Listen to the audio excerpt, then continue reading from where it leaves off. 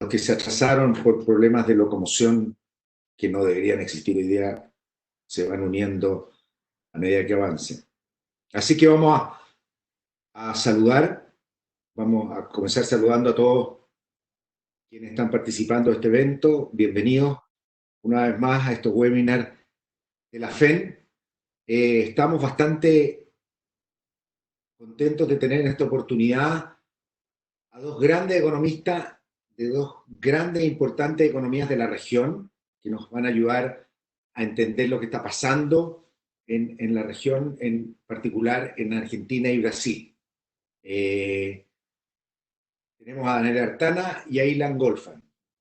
Para comenzar, y como lo hemos hecho anteriormente, van a hablar entre 15 y 20 minutos y posteriormente vamos a entrar a una sesión de preguntas y respuestas.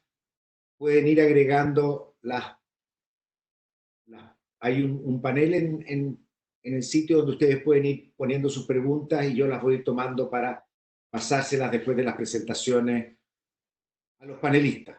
Entonces vamos a comenzar con la situación argentina, en la cual tenemos el placer y el honor de tener al destacado economista argentino Daniel Artana, el economista jefe de la Fundación de Investigación Económica en Latinoamérica, FIEL, donde está desde el año 87 y hoy dirige FIEL. Su especialidad es la macroeconomía, política fiscal, regulaciones. Tiene muchos trabajos para organismos internacionales, gobiernos, entidades privadas, en todo el mundo.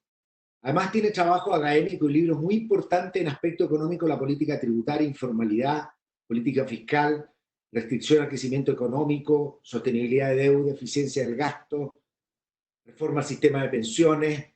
Daniel es una persona que obviamente conoce mucho de la política fiscal argentina, debe ser de los que mejor la entiende, y que a su vez es uno de los grandes problemas que acompañan permanentemente a la economía argentina. Así que estamos muy contentos de tenerlo aquí. Daniel obtuvo su doctorado en economía en UCLA en el año 88. Y Daniel, te dejo la palabra para que nos cuentes lo que está pasando, las perspectivas de la economía argentina. Muchas gracias. Bueno, primero, gracias Pepo por invitarme a este evento y a compartir un panel con Ilan. Es para mí un gusto. Voy a tratar de poner un PowerPoint. Ahí estamos viendo tus mails, ahora sí. Ahí se ve bien el PowerPoint. Sí, espera que voy a sacarlos a ustedes, los voy a achicar acá. Ahí está. Voy a achicar yo también. Bueno, ahí primero voy a poner un gráfico con cómo vienen los datos, cantidad de casos que tenemos en la Argentina comparado con otros países. Pepo nos pidió que contáramos un poquito al principio dónde estaba parado cada país en términos de COVID-19. Ahí ustedes pueden ver que en la Argentina, comparado con el promedio mundial o con el promedio de la región del continente americano, aún si uno saca Estados Unidos y Canadá, tiene bastante menos casos por millón de habitantes y también bastante menos fallecimientos por millón de habitantes. Está claro que Argentina hace también menos testeos, y siempre está la duda de si uno no puede tener decesos que se atribuyen a otra causa en lugar del coronavirus. Pero de todas maneras, nosotros tenemos una segunda mirada, digamos, que uno puede tener, que en realidad en la cantidad de unidades de terapia intensiva, que es el insumo más crítico para la gente que lamentablemente tiene el virus y están más afectada en términos de salud, de las casi 5.000 camas que Argentina tiene reservadas para el COVID, y obviamente un montón que se usan para otras cuestiones, actualmente está utilizando menos del 5%, con lo cual daría la sensación de que uno tiene una forma de confirmar de que por lo menos la cuarentena tan estricta que hemos tenido desde el 20 de marzo ha servido para tener una baja cantidad de casos.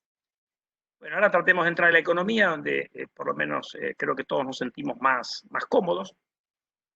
Déjenme, esto La pandemia genera algo que es parecido a shocks externos negativos que hemos sufrido en la región, pero además le agrega la complicación de que uno tiene disrupciones en el proceso de oferta, sobre todo cuando uno tiene restricciones a la movilidad de los trabajadores que tienen que ir hacia sus lugares de trabajo, y por lo tanto genera un desafío adicional.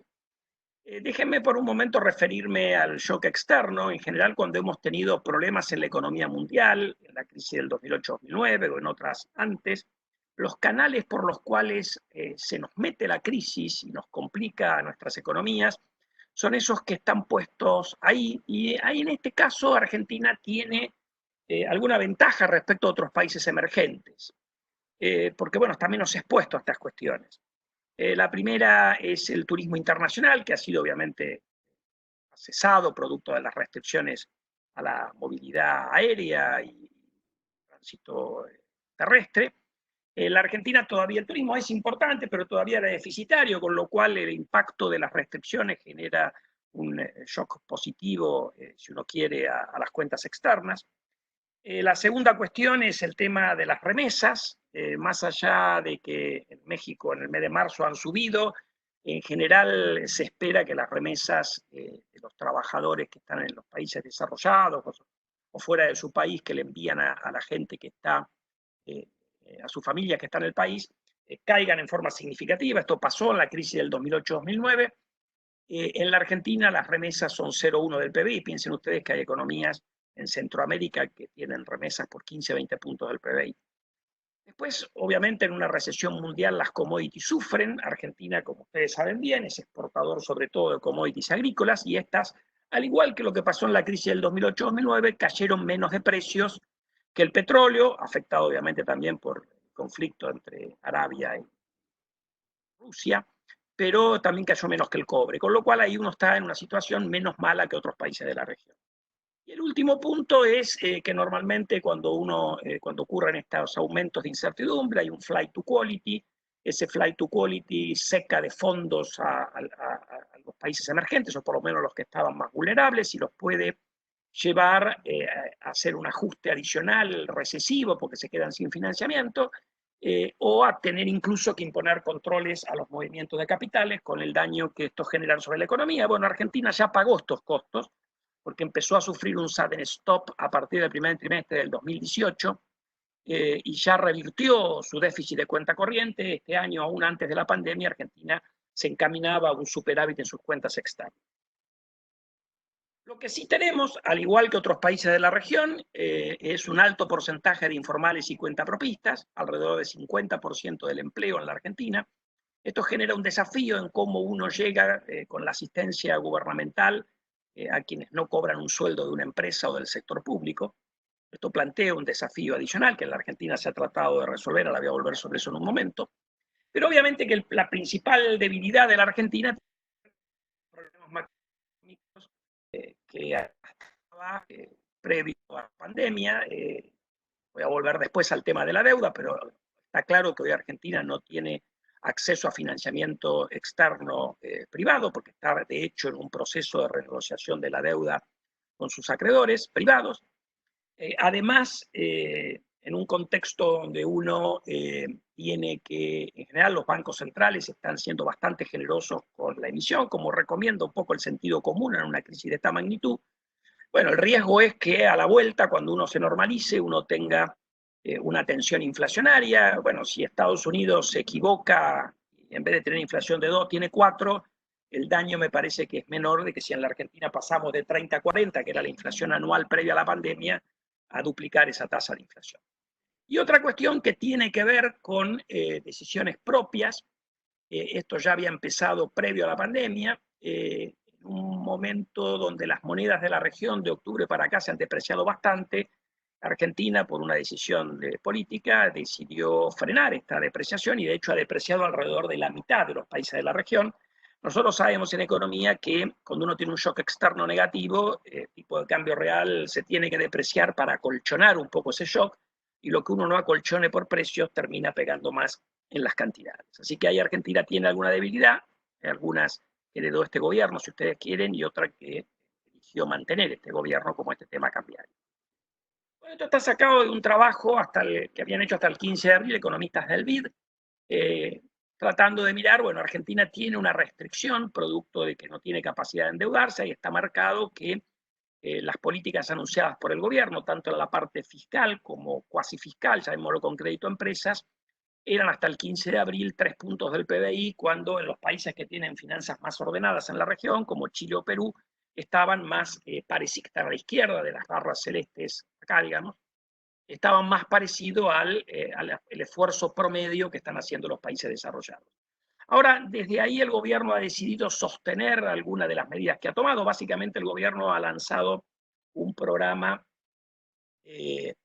alentar de alguna medida, está introduciendo algunas garantías, créditos bancarios para que las empresas puedan pagar sueldos. Después avanzó con hacerse cargo de una parte de los sueldos de las empresas que hayan tenido caídas de ventas muy importantes, y a su vez tuvo medidas de apoyo directo a la gente de menores recursos y a los autónomos o trabajadores informales de menores ingresos. Como algunas de estas medidas ya se ha anunciado que van a continuar, el gobierno ha dicho que está en realidad en un paquete que es del orden de 6 puntos del PBI. Yo no tengo la forma de actualizar rápidamente los datos de otros países que también pueden haber aumentado su apoyo, pero de todas maneras se nota que Argentina tiene alguna traba producto de no tener la misma holgura fiscal que han tenido países más prudentes en el pasado, como han sido Chile o Perú. Bueno, el hecho es que estas son nuestras proyecciones de actividad económica. El gobierno anunció ayer que espera este año una caída de 6,5%. Esto obviamente tiene una gran incertidumbre respecto a cómo es el timing de normalización de la economía ante las restricciones que plantea la cuarentena. Nosotros estamos esperando una caída un poco mayor que ese 6,5%, bastante más. Estamos esperando una caída interanual de 9%, lo tienen en el gráfico de la derecha, las variaciones trimestrales, con una proyección, como también espera el gobierno, de recuperación el año que viene en el entorno del 3%. Ahora, si ustedes pueden ver en el gráfico de arriba, que es el nivel del PBI corregido por estacionalidad, esto es la crisis del 2008-2009, una caída muy violenta y una recuperación de V corta. Argentina en aquel momento, previo a la pandemia, tenía superávit fiscal primario de más de 2 puntos del PBI del gobierno. No tenía una situación de crisis con los acreedores, y en cuando se normalizaron los precios de los commodities, la economía recuperó como un cohete. Acá la economía venía ya en un proceso de caída, nosotros calculamos este va a ser el impacto de la pandemia, y la recuperación va a estar un poco más demorada. En parte esto puede, porque Argentina tiene otros problemas además de la deuda, que voy a comentar después. O sea, aún arreglando el tema de la deuda, si no lo arreglara y entrar en default sería peor. Pero la recuperación nosotros entendemos que no va a ser de la misma, la típica V corta como fue, o por lo menos una V corta un poco más extendida, y sobre eso voy a volver en un momento. Aparece acá uno de los problemas que tiene Argentina, que dijimos antes. Acá se está financiando, Argentina está calculando que va a ir a un déficit primario el gobierno de 3,1 del PBI este año. Nosotros pensamos que esa proyección es un poco optimista, estamos con un número entre 4 y 5% del PBI. Y eso, como ha dicho el gobierno, y como en general sin acceso a otra fuente de financiamiento, lo va a financiar con emisión monetaria. Emisión monetaria, tengan ustedes en cuenta que la base monetaria en la Argentina es alrededor de un poquito menos de 7 puntos del PBI, es decir, es una emisión considerable. Esa emisión que ya ha empezado, que ahora voy a poner los números de este año, en realidad todavía no ha generado un gran trastorno. De hecho, la inflación está yendo para abajo. Eso ocurre porque obviamente hay lax en la política monetaria, pero además porque en una situación de incertidumbre como lo que hay ahora, todos tendemos a tener un poco más de demanda por depósitos de corto plazo y de circulante. Ahí pueden ver en la línea negra los depósitos del sector privado medidos en precios constantes. Habían tenido una caída previo a la asunción del presidente por la inestabilidad del gobierno actual, por la inestabilidad, y han recuperado rápidamente. Esto han recuperado en realidad sobre todo en depósitos a la vista, como cuentas corrientes y cajas de ahorro que no pagan interés. Ahora, esto al mismo tiempo ha ocurrido con una caída del crédito explicada por una recesión económica muy importante que ya había empezado previo a la pandemia, y en alguna medida uno lo que ha tenido es un movimiento hacia arriba en los encajes remunerados y no remunerados. Ahora, el problema para adelante es que, si ustedes ven ahí, en lo que va del año, el gobierno lleva emitido alrededor de 600.000 millones de pesos, casi 10.000 millones de dólares, y como pueden ver ahí en amarillo, eso lo ha absorbido colocando letras, encaje, aumentando las LELIQs, que es una suerte de encaje remunerado. El problema que tiene esto es que el día que pase la pandemia, ayer al ministro Guzmán en una conferencia que tuvo en Colombia le preguntaron qué iba a hacer y dijeron, bueno, esterilizaremos. El problema de esterilizar es que si uno está viendo una expansión, por lo menos de otro tanto, en los próximos meses, ahí el tema que hay dando vuelta es que la capacidad de esterilización, sobre todo si la economía empieza a normalizar, va a ser a expensas de la recuperación del crédito al sector privado, y eso le va a poner una mochila a la recuperación de la economía, y esto es independiente de que uno arregle o no el tema de la deuda. Es decir, esa fragilidad que Argentina arrastra con una alta inflación, con un proceso de desmonetización que había empezado previo a la pandemia y que se va a complicar, obviamente, si la desconfianza aumenta producto de una resolución imperfecta o que Argentina entra en default, va a generar un desafío adicional. Pero aún sin eso está el tema de cómo uno lidia para absorber la enorme liquidez que el gobierno va a inyectar para financiar el déficit. Déjenme ir cerrando y entrar ahora con el tema de la deuda. En realidad, la primera cuestión es que lo que se está discutiendo vence el plazo mañana. El gobierno tiene 3 días para aceptar o para publicar lo que recogió. Es sobre el 20% de la deuda pública. Argentina tiene una deuda de algo más de 300.000 millones de dólares y lo que se está discutiendo es 66.000. Básicamente la propuesta argentina es una quita importante en los cupones de intereses, de 5% en promedio en el capital, pero básicamente la idea es postergar el plazo de pago bastante. Ahí ustedes pueden ver a la izquierda, en el gráfico de abajo, el perfil de vencimientos que está proponiendo el gobierno en la nueva emisión de deuda, prácticamente ningún pago en lo que le resta al mandato a Alberto Fernández. Y acá tienen la comparación en el gráfico de la derecha con lo que era el perfil actual de vencimiento de los bonos que se están intentando canjear. Se puede ver que lo que hay es además de una quita en valor presente, que no se ve obviamente claramente en el cuadro, lo que hay es una postergación de pagos básicamente hacia el próximo periodo presidencial. Y bueno, hay dificultades para llegar a un acuerdo.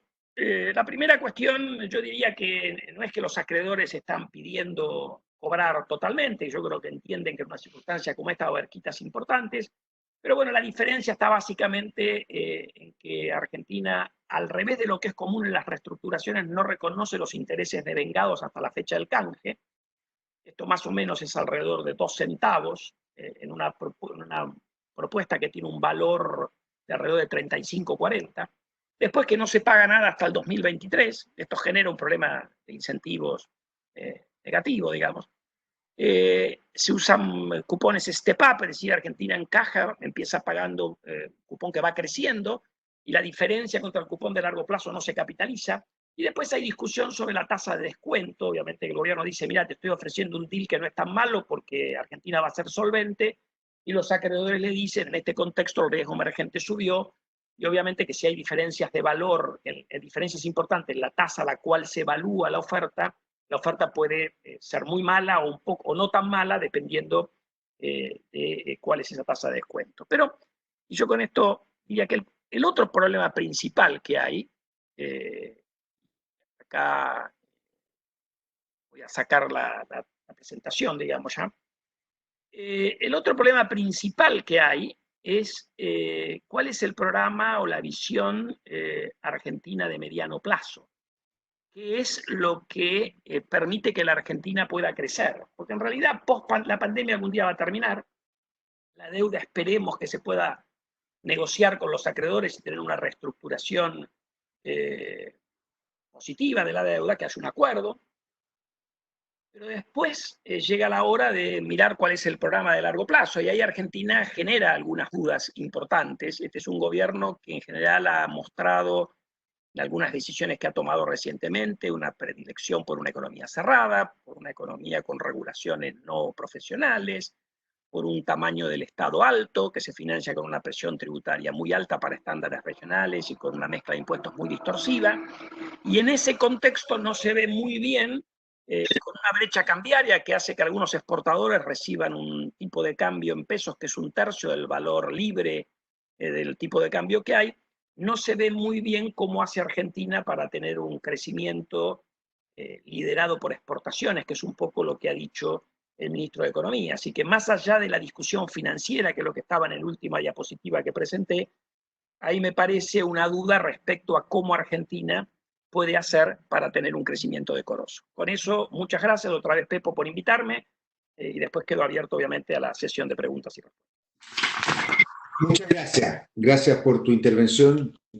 Hay bastantes preguntas y dudas que existen, en particular mucho también respecto del arreglo de reestructuración de la deuda argentina.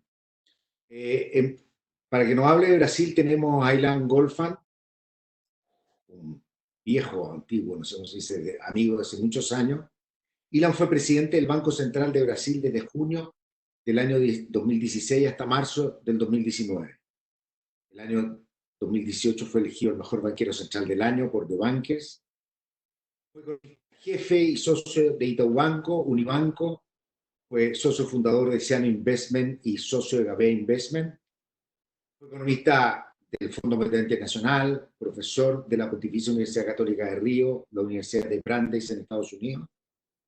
Y también a lo largo de su carrera ha tenido una prolífica carrera como investigador, publicando numerosos artículos y libros, y también trabajando como consultor en organismos internacionales, el Fondo Monetario, Banco Mundial, Naciones Unidas. Ilan obtuvo su doctorado en economía en MIT el año 1995 y en la actualidad es presidente del Consejo de Credit Suisse Brasil y socio fundador de CDPP, un think tank en Brasil. Muchas gracias, Ilan, por acompañarnos. Te dejo la palabra. Muchas gracias, Pepo. Es un gusto estar aquí. Bueno hablar junto con Daniel y estar aquí con ustedes. Voy a hablar un poco al principio de cómo yo veo esta crisis, cómo veo que hay que actuar en esto, o sea, el policy. Después voy a hablar más de Brasil, cómo están tratando la crisis de salud, o sea, del virus, del COVID en Brasil, la economía, cómo esto influenció la política, cuáles son las medidas que se tomaron, y al final voy a intentar hablar un poco de las consecuencias de lo que viene, ¿no? Bueno, ¿cómo yo entiendo esta crisis? Creo que es muy distinta de las crisis que América Latina ha sufrido en los últimos años, y también es muy distinta esta crisis de lo que vivimos en 2008-2009. En general, las crisis que teníamos eran crisis o de balanza de pagos, o un sudden stop de flujos de capitales, o teníamos un boom and bust de commodities, algo que llegaba a nuestras economías de afuera, nos faltaban los dólares, teníamos problema con recuperar. En 2008 la crisis fue una crisis de afuera, pero fue una crisis que tenía su núcleo en el mercado financiero, era donde nosotros más o menos ya habíamos experimentado cuestiones de banca, cuestiones de flujo de capitales. Esta crisis viene de algo afuera del sistema, afuera de donde nosotros nos estamos más acostumbrados. Viene de un virus, viene del problema de salud y tiene repercusiones sobre la economía, y más recién, en Brasil también, repercusiones sobre la política, las instituciones. Y esta diferencia no es pequeña. ¿Por qué? Porque creo que cuando distingues el shock de sus consecuencias, también te ayuda a pensar de a dónde vas a salir. O sea, la salida de esta crisis va a ocurrir por una medida de salud, alguna vacuna, alguna forma de los países que no tengan el contagio muy fuerte, una salida a la China que se sale más o menos a donde se está viendo, pero es la salud que va a determinar la economía y que nos va a dar más o menos la salida también de problemas políticos que venimos a tener. Esa diferencia también es relevante para entender lo que los políticos o las autoridades económicas están haciendo. Por la primera vez tenemos algo que yo diría que tiene un componente de oferta razonablemente alta. El hecho de que estamos todos isolados en nuestras casas, algunos en lockdown, tiene un efecto importante sobre la capacidad de producir, la capacidad de consumir. O sea, en el muy corto plazo, la cuestión de oferta es muy relevante. Obviamente, a la medida que no podemos generar nuestra renta y tenemos pérdida de riqueza, se pone también una cuestión de demanda y hay que mirar cómo tratarlo también. Pero el estímulo del gobierno tiene más a ver con cómo vamos a recuperar en el futuro que cómo vamos a resolver el problema en el muy corto plazo. En el muy corto plazo hay que fijarse en cómo disminuir las consecuencias y cómo proteger a las firmas, a las personas con su salud, a los empleos, para que lleguemos al otro lado de la crisis, que es una crisis que sabemos que no es permanente. En algún momento necesitamos que estemos todos prontos para la salida. Y en este momento el estímulo es necesario, pero ahora es necesario mantener viva la gente, mantener viva las personas de alguna forma productivos para que cuando salgamos con el producto potencial en el punto más relevante. Eso lo que acabo de decir es relevante para entender qué tipo de medida y a dónde estamos, porque podemos hacer muchas cosas. ¿Cuánto del PBI vas a gastar? No te dice cuánto vas a hacer bien sucedido en esta crisis. Creo que en el caso de países como Brasil, y voy a volver a este punto, que no tenemos espacio fiscal que nos sobra. Y entramos en Brasil en esta crisis ya con un problema de consolidar el fiscal, hacer reformas como la reforma de pensiones, que estabilice la deuda en el medio y largo plazo. Llegas en un momento a donde la crisis del virus exige un gasto mucho mayor de lo que imaginabas antes. Esto significa que hay que concentrar, en el caso de Brasil por lo menos, hay que concentrar en lo que es mucho más relevante, importante, fundamental. Y voy a volver a que yo pienso que es fundamental. Te voy a decir, por ejemplo, ya lo que me parece, por ejemplo, proteger a los que son los más humildes, los que no tienen el ahorro, o las empresas pequeñas y medianas, obviamente son los más vulnerables y a donde hay que poner el escaso recurso que se tiene. Entrar ahora en grandes obras públicas, gastos públicos, para estimular, no creo que sean ni necesario en el corto plazo, pero tampoco tienes los recursos fiscales para eso. Voy a entrar ahora en Brasil y voy a hablar de salud, de economía y de política e instituciones.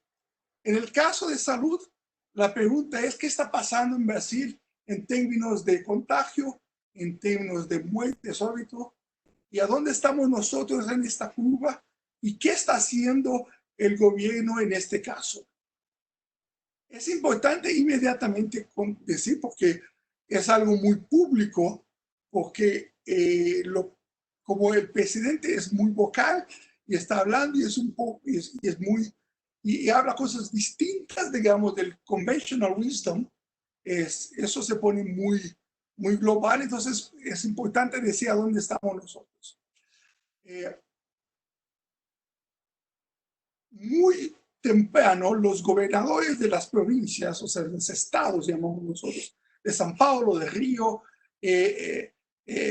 decidieron al mirar a Italia, donde estábamos justo, y estaba empezando a llegar los casos en Brasil, y llegaban los casos en Brasil en las grandes capitales con mucho contacto. En el caso de San Paulo es el gran centro a donde se llega mucha gente, pero Río un poco, y a donde nos sorprendió es como en Manaus, porque en Manaus hay un polo industrial también. Y es a donde llegó el COVID en Brasil. Inmediatamente, con relativamente pocos casos, se decidió hacer el aislamiento. O sea, no es un lockdown, pero se puso todos en casa. Y yo, por ejemplo, ya estoy desde el 12 de marzo en casa, en Credit Suisse, donde trabajo, como presidente del consejo. Ya estamos en casa a 6 semanas, los shoppings están cerrados, las tiendas están cerradas. Entonces, la actuación de los gobernadores y de los mayors, de los prefectos, han sido relativamente temprano. La curva se acható, o sea, un poco, pero cambió, digamos, de densidad populacional.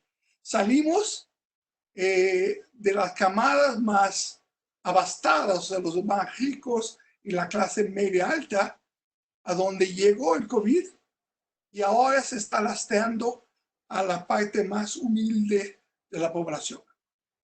Eso significa que hay dos olas. La primera ola se ha bajado bastante, pero hay una segunda onda que se está lastrando ahora. Eso tiene consecuencias distributivas y también una cuestión, digamos, de justicia. O sea, el sistema de salud privado, que tiene mucho más recursos, funcionó hasta ahora muy bien, tiene espacio, tiene pero ahora estamos con mucho más tensiones en el sistema público de salud, pero es que a donde está la mayoría de la población brasileña, y es a donde vemos la crisis de una forma relevante. Es posible que tengamos distribuciones relevantes entre estados. Entonces, el estado de San Paulo, por ejemplo, tiene una buena chance de que ya se llegó al pico. Pero en los estados más pobres, cuanto más al norte vas, parece que aún está en el medio del camino. La gran sorpresa se pasó en Manaus, que es en el de Amazonas, donde dices, ¿por qué Manaus es tan distinto? Es que tenemos el polo industrial que es protegido y a donde llegan mucha gente de China, de otros países, y generó, pero es más dramático porque la situación hospitalaria de Manaus es mucho más frágil que en el estado de San Paulo y Río. El gobierno federal y el presidente han sido mucho más críticos del COVID y de la reacción y del aislamiento. Sistemáticamente ha dicho que no entiende por qué la economía tiene que sufrir, que no se puede perder empleos, que los pobres van a sufrir mucho más, que se mata mucho más en el lockdown y aislamiento que salvando vidas en los hospitales. Ha sistemáticamente combatido los gobernadores y esto ha generado una tensión muy grande. Para los que acompañan más a Estados Unidos es como el conflicto entre el Cuomo en el estado de Nueva York con Trump, pero diría que es más un conflicto más tropical, todo el día con muchos conflictos. Y hoy en día, por ejemplo, se fue el presidente de Brasil al Supremo Tribunal Federal a pedirle a ellos que tengan en sus decisiones llevar en cuenta la economía, porque el Supremo le ha dado la razón a los gobernadores y ha dicho que ellos tienen responsabilidad y que hay que obedecer a los gobiernos locales y no al gobierno federal. Entonces la pelea se puso política. Entonces estamos en un momento a donde todavía se están aumentando los casos, pero hay cuestiones, digamos, distributivas. Algunos estados ya están en su pico y las camadas poblacionales, a donde es más dramático, se está llegando ahora. En términos de economía, ¿qué ha pasado? Obviamente, en la medida que las economías se paró, el PBI va a caer mucho. La gente anda diciendo que se cae 5% este año, 6%. Yo no me atrevo a decir un número muy exacto porque la verdad es que todavía lo estamos viviendo. El segundo trimestre es el caso más dramático. El desempleo ya empezó a subir y creo que va a subir todavía más. En términos, digamos, de otras variables más financieras, lo que tenemos es que como llegamos a esta crisis, una deuda bruta, una deuda de 76% del PBI, se estima que con el PBI bajando y con el tamaño del gasto que necesitas, vas a llegar a por lo menos 90% del PBI de deuda. Y la gran pregunta es, ¿qué haces después cuando necesitas financiarla?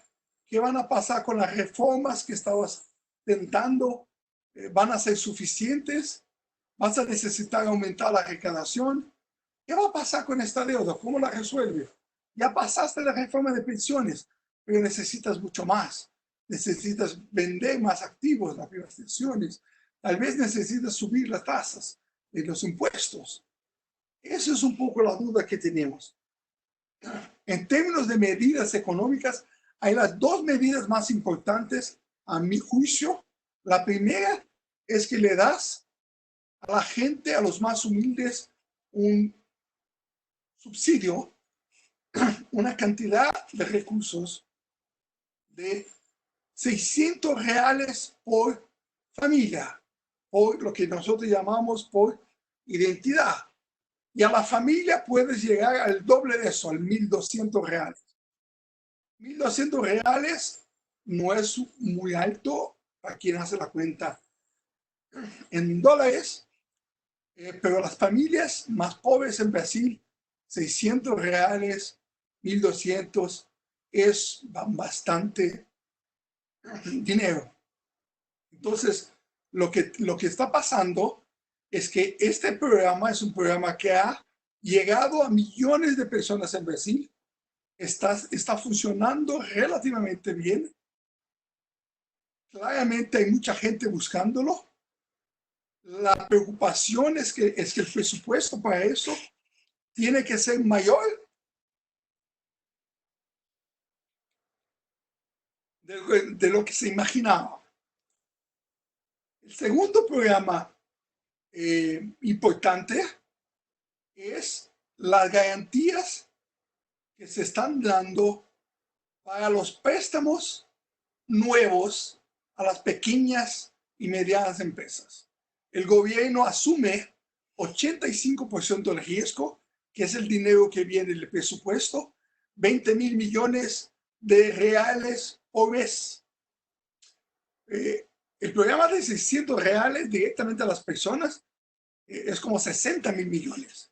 Acá se está poniendo 20.000 millones de garantías a cada mes para que los bancos le presten a las pequeñas y medianas empresas, a donde los bancos tienen 15% de responsabilidad a ponerse, digamos, su capital en juego. Este programa no ha sido tan bien sucedido como el de 600 reales directamente a las personas. Hay menos empresas que se han postulado. Por algún motivo, los 20.000 millones no se ha usado en su totalidad. La verdad es que o las empresas no se califican, porque tienes que estar al día con los impuestos, tienes que estar formalizado, y a lo mejor muchos de los informales son los pequeños y no pueden llegar. O a lo mejor no hay incentivo suficiente todavía a los bancos, a la banca, para que le preste suficiente. Pero estas dos medidas son las más importantes. Hay también en términos de economía medidas relacionadas al Banco Central. que son medidas que yo llamaría que son medidas de liquidez. O sea, el Banco Central ha adquirido, ha comprado activos, letras financieras, crédito que los bancos tienen, lo empacotan y lo venden al Banco Central. El Banco Central le da la plata a los bancos y los bancos tienen, digamos, los fondos para emprestarles, y no solamente a las pequeñas y medianas empresas, tienen fondos bastante. En Brasil, por muchos años, tuvimos los depósitos compulsorios muy altos y se está liberando mucho durante este periodo. Creo que no tenemos más problemas de liquidez, de funding. O sea, los bancos ya no sienten que les faltan recursos para prestarle. Pero ojo, el hecho de que tienes dinero no significa que puedes llegar a prestarle a la gente. ¿Por qué? Porque el riesgo de crédito, que me parece es el fundamental en esta crisis, no lo resolviste todavía. El programa de pequeñas y medianas empresas lo resolviste porque le diste 80%, 85% de garantías del budget. Pero ¿qué pasa con el resto de la economía? Depende de la banca que se sienta confortable a usar los fondos que tiene y al capital que tiene en los bancos. El capital es, digamos, el colchón para que uses, para que si tienes algún crédito que no funcione, tienes el capital que lo absorbe, el capital que lo absorbe. En otras palabras, el riesgo de crédito es el más importante y no creo que en Brasil lo tenemos resuelto, y creo que en el mundo, ahí estamos hablando de Estados Unidos y Europa, tampoco está muy claro cómo se llega a las empresas al final. El Banco Central también ha actuado en lo que yo diría en sus políticas tradicionales en Brasil. Ha bajado la tasa de interés. Ayer bajó en 0.75. Llegó a 3% la tasa básica, que en Brasil es una tasa históricamente nunca llegamos a tanto. Y anunció que su próximo paso posiblemente será una baja de más 0.75, o sea, tienen en su cabeza que pueden llegar hasta 2.25 a la tasa básica. Al mismo tiempo, el Banco Central de Brasil tiene como 25% del PBI en reservas cambiarias, o sea, tienen dólares, y ha intervenido no muy fuerte, en el sentido de que como tiene 480, 370 mil millones de reservas, ha vendido 500 millones por día, 1.000 millones por día, $1 billón cuando lo hace mucho. Entonces lo va haciendo, y eso significa que el real se ha depreciado de una forma muy relevante en este año. Estamos hablando de algo como 30-40% en el año, y que venía de una depreciación fuerte el año anterior y el año de 2017. Entonces, una parte de esta depreciación tiene que ver con la política monetaria, o sea, la baja de la tasa de interés, que ha disminuido de una forma importante el diferencial de tasa de interés con el resto del mundo. El real ha dejado de ser una moneda de carry, o sea, de la gente invertir y ganar la diferencia de tasa de interés, y ha sido una moneda que hoy se hace mucho hedge, o sea, las empresas se protegen contra la depreciación, las empresas han pagado sus deudas en dólares y han financiado sus deudas en reales en los últimos tiempos. Todo eso llevó a una depreciación real relevante. Además, nosotros tuvimos una depreciación del real que tiene que ver con el shock global. Las monedas en general se depreciaron y eso tiene que ver con el COVID, tiene que ver con el flujo de capital para afuera de los emergentes, que fue el récord de salida en los últimos meses, digamos, por el IIF, que ha dicho que eso es la salida más fuerte que se ha tenido. Entonces, el real se ha depreciado por un componente global general y por un componente idiosincrático que tiene mucho que ver con el diferencial de tasa de interés que se ha bajado bastante. Finalmente, una parte de la depreciación del real puede ser por los conflictos políticos que hablé en la situación de salud, pero que se han, digamos, han aumentado en los últimos tiempos, porque en la medida que hay una divergencia importante de cómo se trata el COVID y las peleas políticas, empezó a haber conflictos. Entonces, por ejemplo, tuvimos la salida del ministro de Salud, el que estaba dirigiendo los esfuerzos para resolver la crisis. La semana pasada tuvimos la salida del ministro de Justicia, que es un símbolo de la lucha contra la corrupción. Y esta semana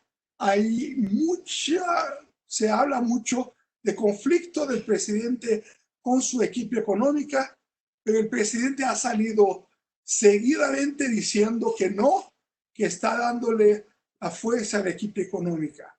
Pero imagino que una parte de la depreciación del real tiene que ver con estos conflictos en términos de salud, conflictos en términos de la economía y en términos también en general de las instituciones, porque el presidente se ha reclamado también que los jueces del Supremo han dado, digamos, la razón a los gobernadores, le han limitado la decisión de a quién puede apuntar como el nuevo ministro de Justicia y le han achicado un poco lo que él puede hacer independientemente. Entonces, él ha hablado mucho, pero ha tenido muy poca influencia en la economía, poca influencia en la salud, y eso ha generado mucho ruido y yo creo que a lo mejor ha influenciado el cambio. El último punto que quiero decir es sobre la cuestión del fiscal. Les he dicho que vamos a 90% del PBI en la deuda bruta, pero una parte relevante de los activos brasileños están en dólares. Les dije 25% del PBI. Desde la crisis, esta depreciación de 40%, 30-40%, ha generado una ganancia que la ganancia va a aparecer en el balance del Banco Central, porque las reservas están en el balance del Banco Central, y va a aparecer 5 a 6% o más, dependiendo del PBI, de ganos en el balance del Banco Central.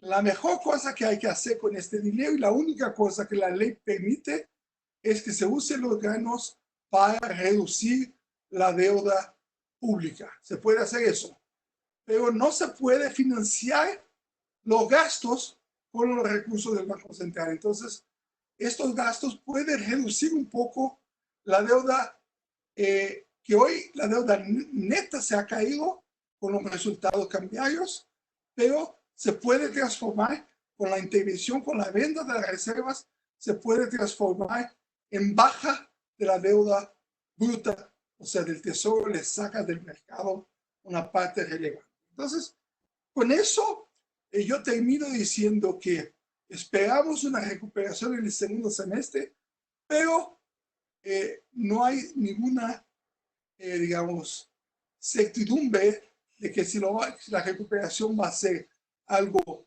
más o menos intensa, que va a depender de cuánto perdiste en este trimestre del año. Bueno, con eso yo paso de vuelta a Pepo y estoy aquí listo a ustedes. Perdónenme mi portuñol, que a veces sale palabras distintas, pero estoy aquí dispuesto a hablar con ustedes.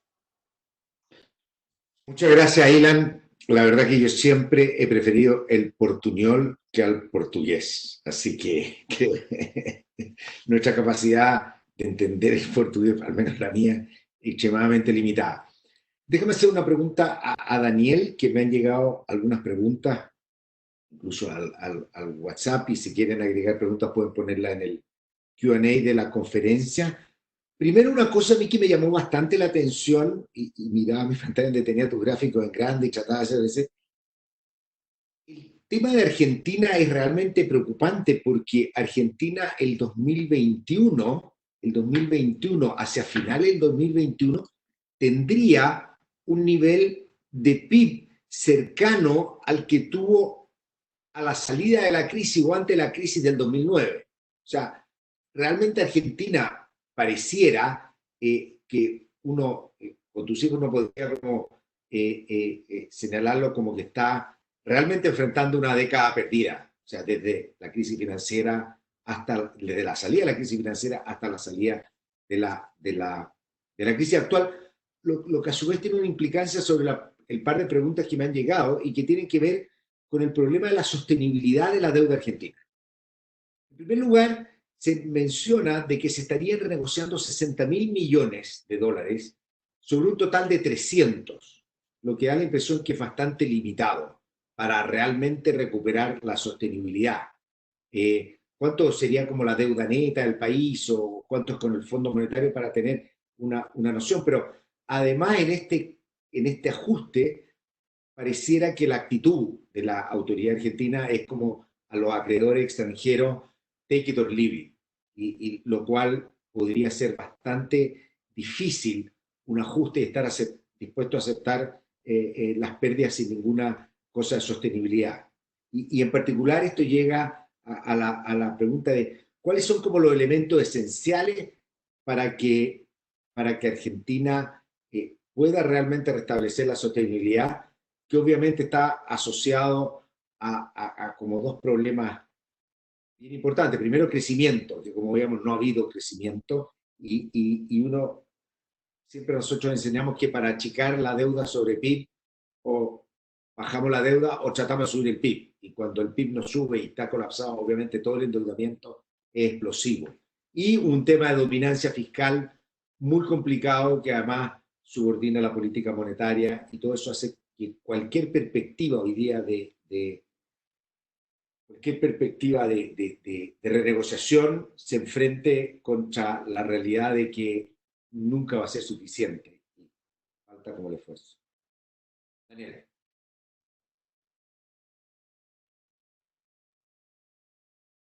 Estás con el micrófono apagado. Perdón. Ahí está.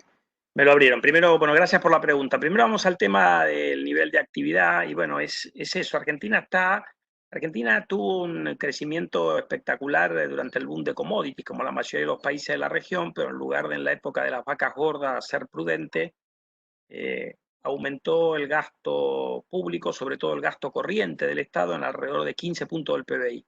Cuando se acabó el boom de las commodities y Brasil entró en la recesión más larga de su historia, que es nuestro principal socio comercial, había que digerir ese exceso de gasto, nunca la economía lo terminó de digerir bien, y bueno, la economía en el segundo mandato de Cristina Fernández de Kirchner no creció, y en el mandato de Macri cayó un poco, y por lo tanto, en realidad, como bien apuntaste vos, vamos a tener una década perdida a finales del año que viene, después de la pandemia.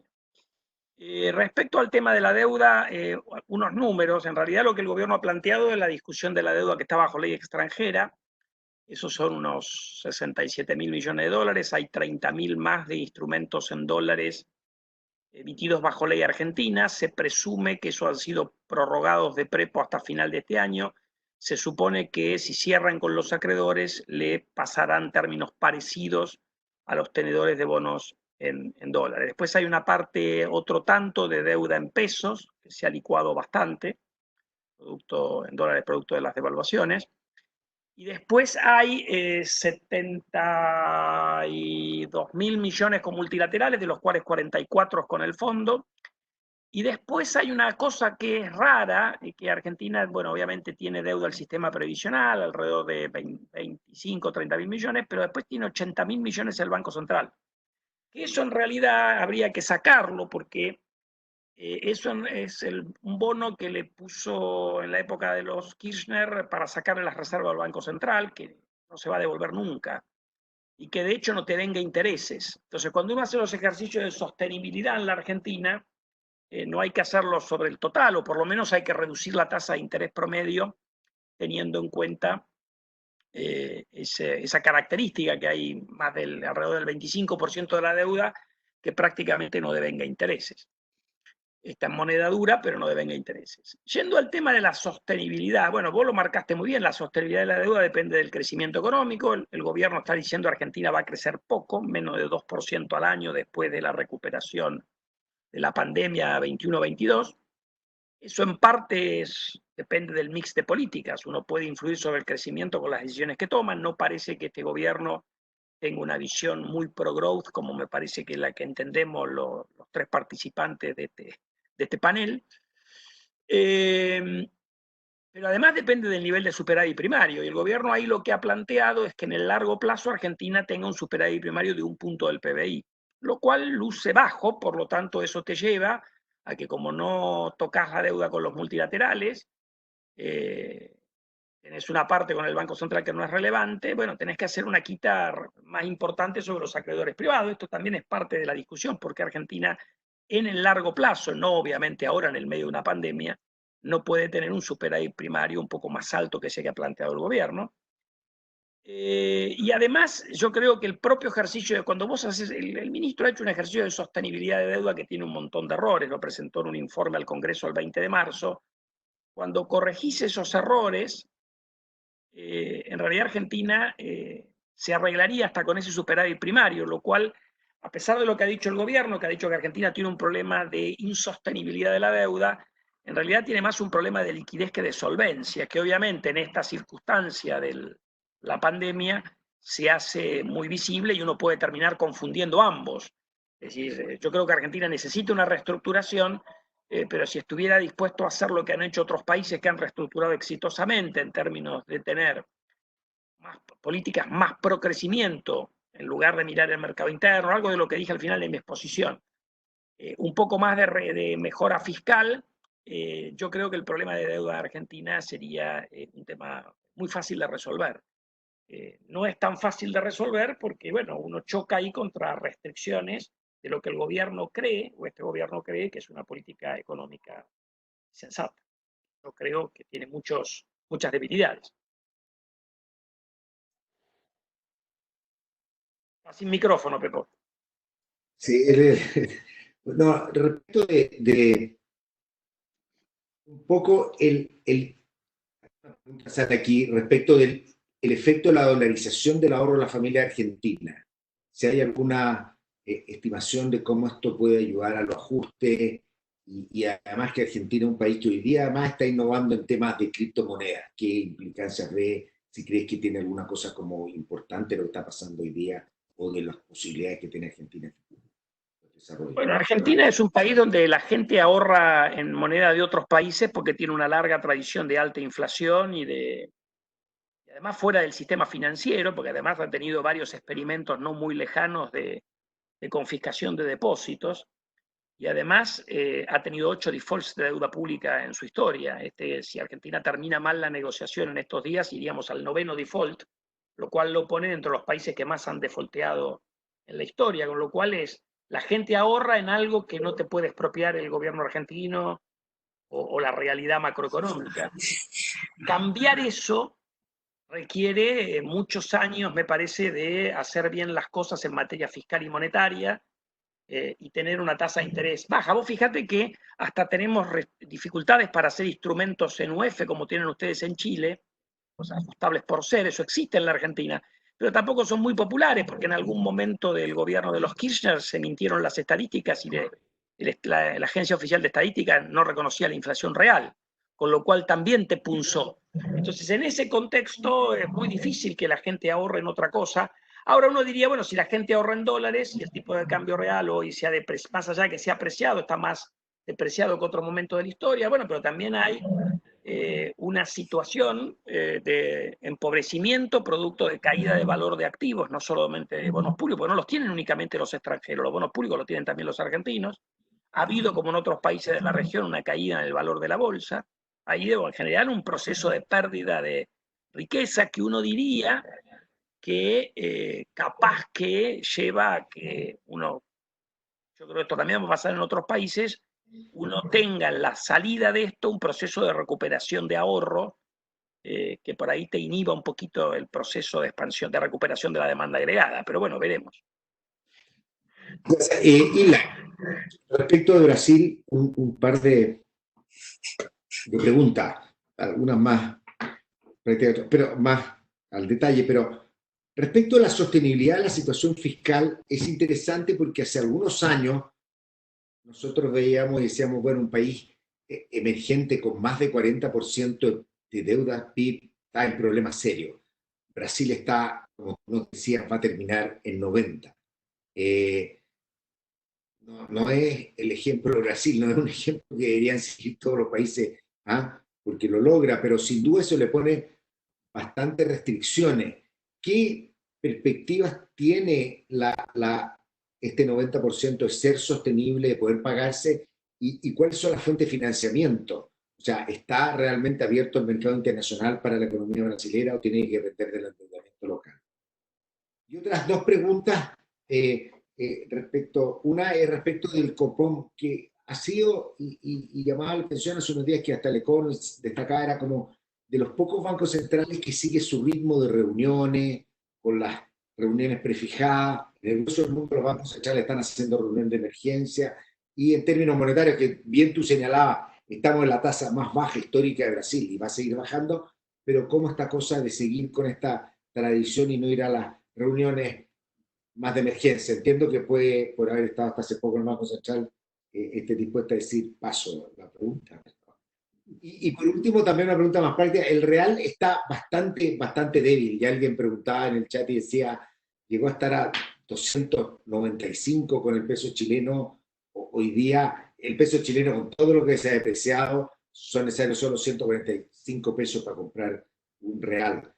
¿Será una sobrereacción del real? ¿Debiera ajustarse? ¿Cómo lo ves?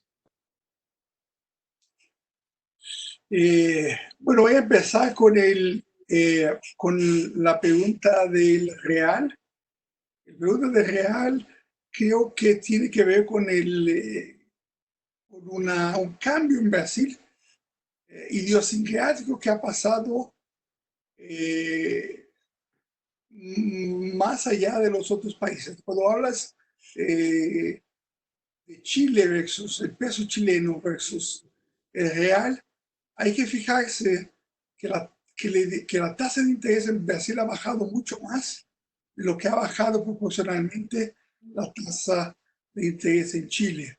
Y para Brasil, bajar la tasa de interés de algo como 15% para 3%, y la verdad, señalando para 2,25, genera un cambio, digamos, de los ahorros de la gente relevante. Entonces, mucho de lo que se venía la gente para inversión en portafolio acá en Brasil, para digamos, comprarle la deuda pública de corto plazo en Brasil, ese dinero se ha salido. Entonces, la pregunta es si de real se va a volver.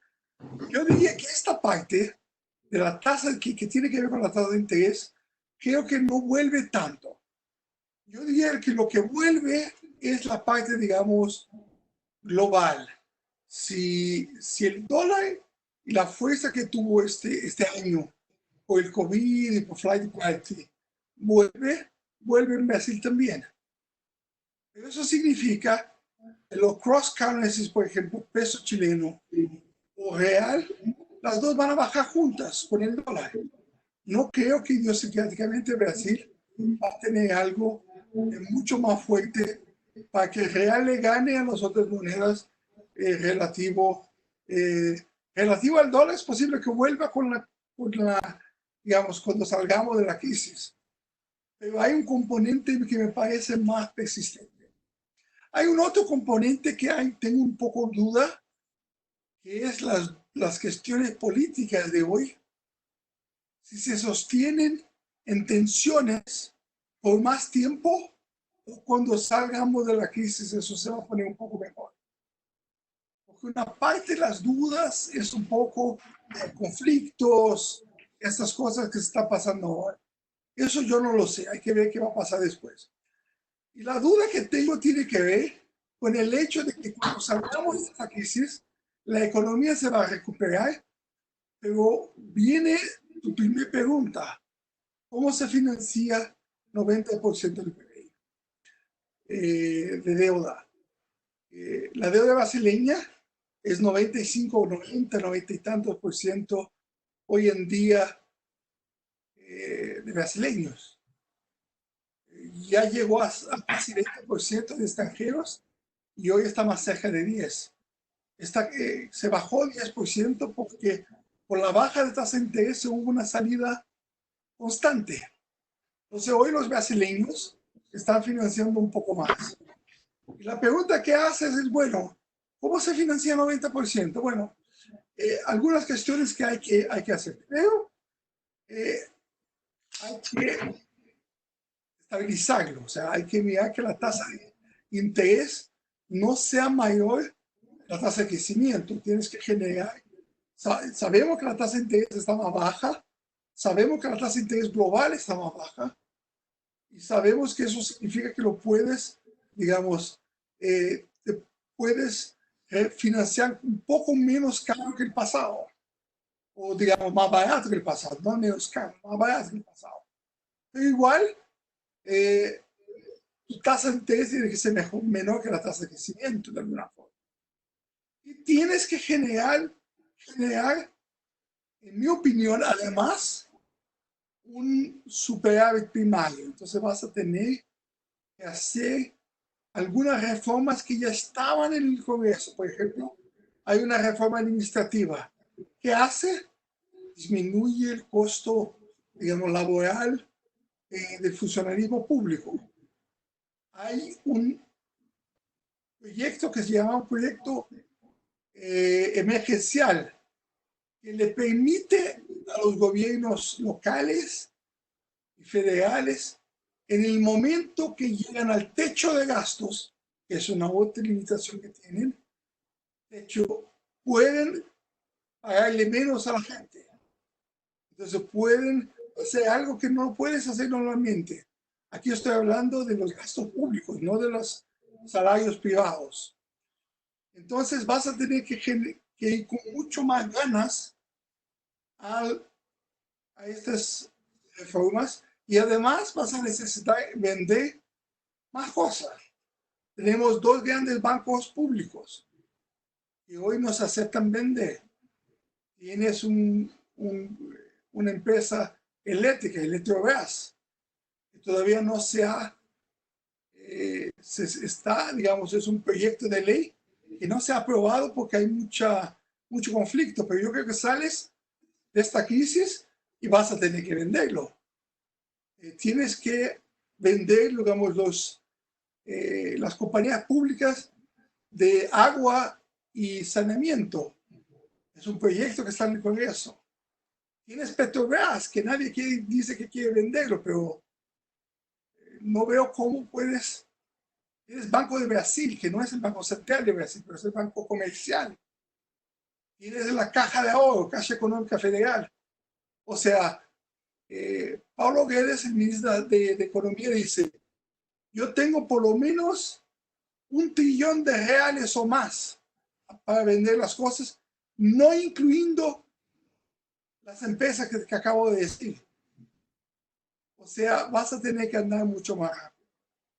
La pregunta de fondo es si tienes la composición política que te permite vender todo lo que necesitas. Porque la crisis te va a dejar una deuda alta la necesidad te va a hacer vender los activos, pero no sé si los políticos van a permitir eso porque son leyes. Entonces vamos a tener que ver si hay coaliciones suficientes para que permitan eso. Además, Pepo, yo creo que algún aumento de impuestos a la clase media y alta viene. No veo cómo no va a venir. Y eso en Brasil es casi como un... Cuando dices eso te empiezan a reclamar mucho, pero no veo cómo salgamos apenas vendiendo empresas, resolviendo cuestiones, digamos, administrativas en el sector público. Creo que algo de aumento de recaudación vamos a tener. Entonces, vas a tener que tener algo de todo y además una tasa de interés menor, una tasa de crecimiento. Hay que crecer un poco más de los últimos años. Muchas gracias, Ilan. Para ir cerrando, porque incluso se abordó en el tema tributario algunas preguntas que estaban, para cerrar, les querría pedir alguna reflexión de una pregunta que me hicieron, que yo creo que es importante, a todos los países de la región pasa. Se señala, dice, pues es como una cosa sin decir quién lo señala, que el bajo o el poco inclusivo crecimiento en América Latina de los últimos 10 años ha sido un caldo de cultivo para el populismo y el social unrest. ¿Creen que este factor está siendo bien dimensionado en la discusión actual en el diseño de los programas fiscales? ¿Es algo que se está considerando? ¿Y qué implicancias tiene esto sobre la futura estabilidad social en nuestra región? Con esto yo creo que podemos dar un marco de cierre. Si quieres, comienza. Empiezo yo. Yo diría primero que hemos tenido un sesgo hacia el populismo no solamente en la región, lo hemos tenido también en algunos países centrales con medidas proteccionistas o más proteccionistas que antes en Estados Unidos, y una discusión, yo diría, por lo menos también ahí, que tiene un sesgo en otras dimensiones también en ese sentido. Esto tiene que ver probablemente con alguna frustración respecto a, más que todo, a los niveles distributivos, a cómo mejorar la distribución del ingreso, porque evidentemente, por lo menos ustedes la han tenido en Chile, a pesar de que la pobreza se redujo mucho, pero en general, como la mayoría de los países de la región, los indicadores distributivos no han mejorado mucho. Ahora, yo ahí contra eso pongo el ejemplo argentino. Argentina en los últimos 15 años subió la presión tributaria alrededor de 10 puntos del PBI. En general lo hizo con impuestos en cascada que son muy distorsivos, impuesto subnacional de venta en cascada, un impuesto a las transacciones financieras, que son una mezcla de impuestos a la producción y al consumo, por la característica de que no se pueden rebajar bien en la aduana, pero también ha subido la tributación sobre los ingresos, cuando, como yo creo que hay que hacer, uno tiene que computar conjuntamente lo que se recauda de impuesto a los ingresos, los impuestos, si vos querés, a la propiedad, y lo que se recauda que va a los sistemas previsionales, porque en un país como la Argentina, los impuestos que van a la previsión, lo que uno aporta no se lleva del sistema en proporción a lo que aporta, con lo cual hay una suerte de impuesto a los ingresos escondido. Ahí, computando todo eso, obviamente uno tiene una menor presión tributaria, menor recaudación de los impuestos a los ingresos, pero también tenés características distintas que los países desarrollados. Vos tenés economías que tienen mayores niveles de informalidad, mayores niveles de pobreza. Y yo creo que en la región, al contrario de lo que es el discurso, si querés, populista, llamémoslo fácil, parte del problema de la baja recaudación de impuestos a los ingresos, comparado por lo menos con los países desarrollados, es que uno tiene niveles de mínimo no imponible, lo llamamos acá, es el nivel a partir del cual uno empieza a tributar impuestos a las ganancias, como se llama en la Argentina, que son relativamente altos en relación al PIB per cápita. Es decir, en un país como Estados Unidos, 50% de la población paga impuestos a las ganancias, en un país como la Argentina paga 10-15%. Y eso no se explica porque los ricos se evaden, se explica porque el mínimo no imponible es mayor que otros. Entonces, ¿ahí qué pasa? Uno tiene toda la clase media de la Argentina virtualmente excluida del impuesto a los ingresos, entonces un impuesto de élite y no de masas, por definición recauda menos.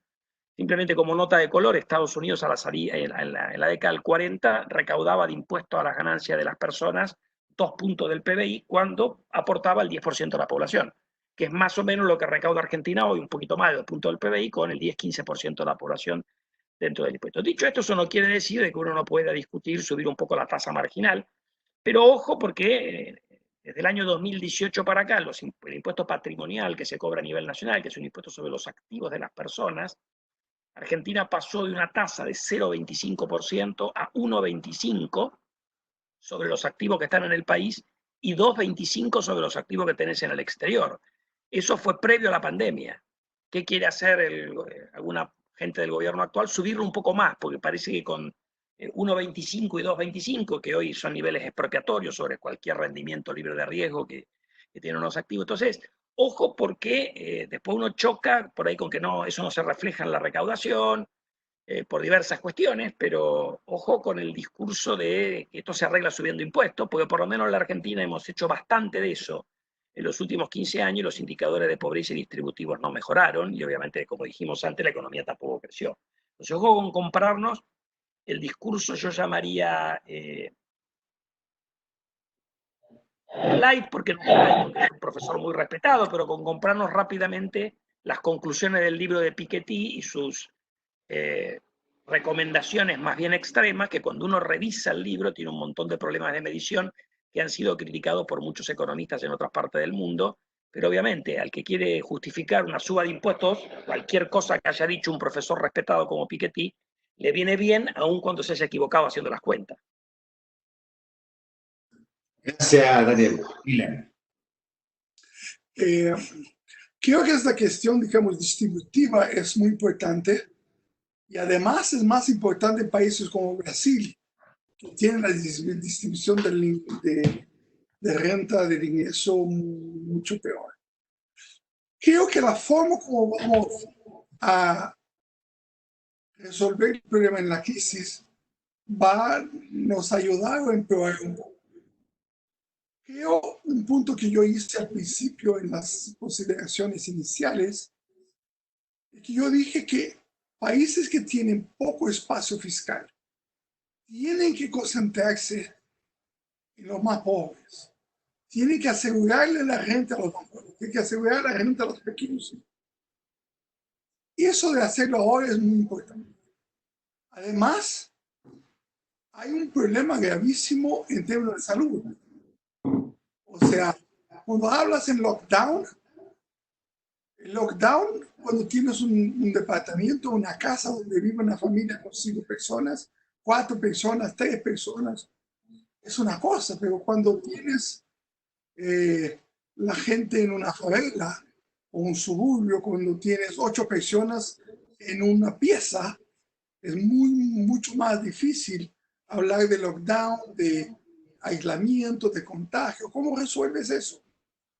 Y ahí van al hospital público, a donde tienes menos respiradores, a donde tienes menos camas y el riesgo de que no salgas es mucho mayor.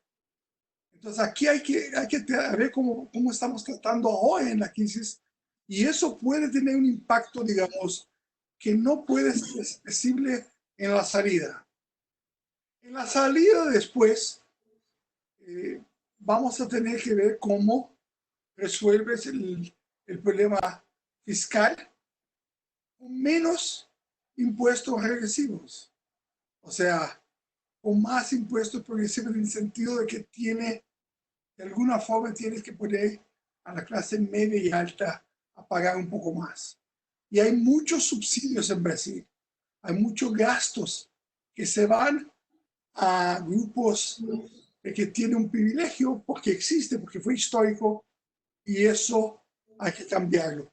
Políticamente, lo que acabo de decir es dificilísimo, porque hay los established interests y no se va a salir tan fácil. Pero si quieres de alguna manera resolverlo económicamente y también en términos de percepción de justicia, vas a tener que hacerlo. Muchas gracias, Ilan. Muchas gracias a los dos. Antes de terminar con un par de anuncios, Siempre me gusta, la próxima semana, que por razones excepcionales lo vamos a hacer un miércoles, van a estar la doctora María Teresa Valenzuela, profesora de medicina en la Universidad de los Andes, hace clase de epidemióloga, experta en temas de salud pública y médico. Así que junto a Eduardo Engel, quien también ha estado mirando los datos y la evolución de la pandemia, por lo tanto vamos a enfocarnos en el tema de la crisis sanitaria en la va a ser el próximo miércoles. Este webinar va a estar, al igual que los anteriores, va a quedar grabado en la página de la facultad, y le agradezco nuevamente a Jackson González, quien hace posible que esto todo funcione. Y finalmente un agradecimiento muy especial a Daniel e Ilan por habernos acompañado, por habernos contado lo que pasa y haber tenido la voluntad. No fue necesario viajar, no sé, pero igual también le agradezco el haber colaborado en la sesión que hacemos de prueba. Esto no es solamente, se ahorran el viaje, pero también les toca trabajar. Así que quiero agradecerle enormemente a nombre de la facultad, quienes hemos estado aquí, por su gran colaboración con nosotros y sus muy buenas presentaciones. Muchas gracias y nos vemos. Adiós. Gracias. Gracias, bye bye.